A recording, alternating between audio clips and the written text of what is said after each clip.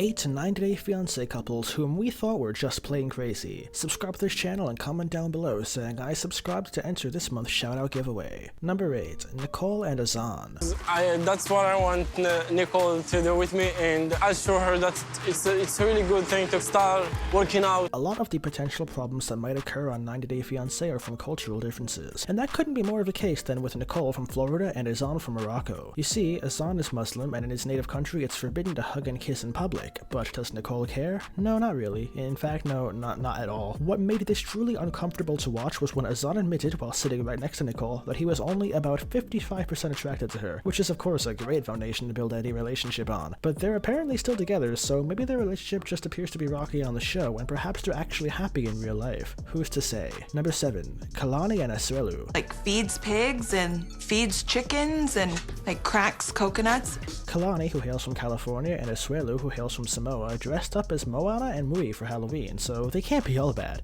But Asuelu had some of the cringiest moments on the show by far. Maybe it was Asuelu's comment that only slutty people wear condoms, or perhaps it was his traditional dance at the airport that seemed to embarrass Kalani in the process, or maybe it was when Kalani yelled at Asuelu for taking the baby out of the car seat and then he got huffy about it. But the incident that was probably the most bizarre and cringeworthy was when Asuelu, angered by another couple, began slapping himself in the head and barking. Number 6. Angela and Michael.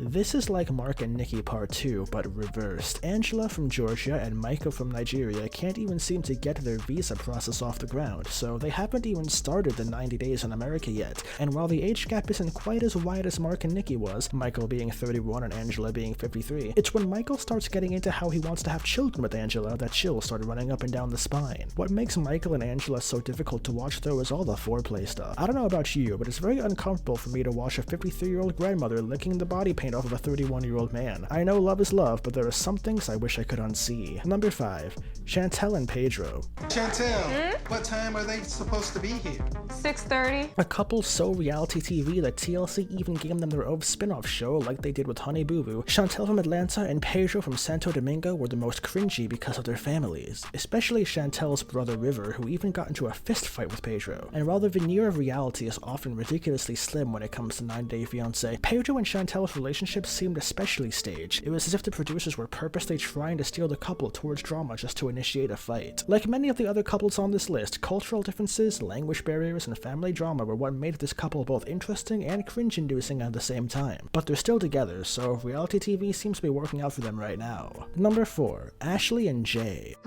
Like, why were you calling my husband Jay? And she was like, the Jamaican guy that I met on Tinder? Jay from Jamaica and Ashley from Pennsylvania are now getting a divorce, which seems like an obvious conclusion if you watch the show, but it didn't seem so obvious to Ashley, which is why it was painful to watch them. Out of Ashley's friends, all of Ashley's friends thought Jay was a cheater, and Ashley had to find out for herself the hard way. It wasn't just the fact that Jay was a cheater though that made the couple so hard to watch, it was the fact that Jay was just so smarmy. It was easy to see that he wanted the US citizenship and couldn't care less about Ashley. Even though most of season 6 seemed super staged, Ashley is just one of the few people who seemed genuinely blindsided when she learned that he was unfaithful. It was like watching a real toxic relationship unravel before your eyes. So sad. Number 3. George and Anfisa. I want more shoes, more bags, more on the car.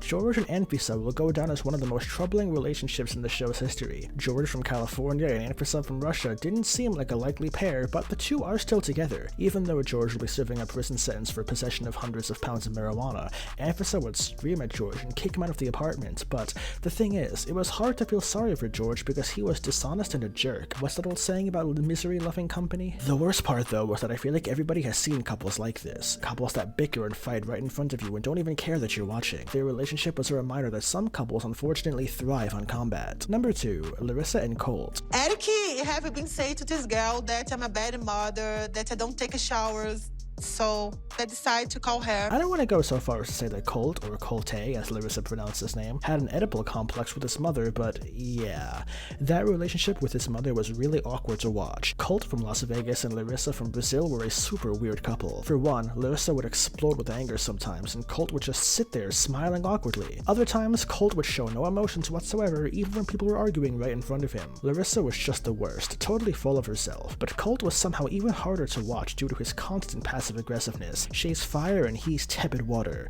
90 Day Fiancé must see TV because of couples like Larissa and Colt. And oh yeah, they're divorced now. Shocker. Number 1. Danielle and Mohammed. Mohammed just found out about some past due bills after our cell phones just got shut off. While the order of couples on this list of who's the most cringeworthy is debatable, I'm pretty sure every avid watcher of 90 Day Fiancé will agree that no other couple filled the number 1 spot as much as Danielle and Mohammed. This couple was an absolute dumpster fire. Where do I begin? First, from the very second, you could tell that Mohammed from Tanzania didn't love or even remotely like Danielle from Ohio. Anybody with eyes could see that when they met at the airport and Danielle was crying her eyes out for Mohammed, he just gave her a brotherly hug and didn't care for 1 iota of her. But their relationship is best defined by key scenes, like when he found out that she was really dead broke, or worst of all, when he said that he wouldn't have sex with Danielle because she smells bad. Oh my god, just every single moment of watching Danielle and Mohammed made my face hurt. I was cringing so hard, and that's why they will forever be the most cringe-worthy couple in 90 Day Fiancé history by far.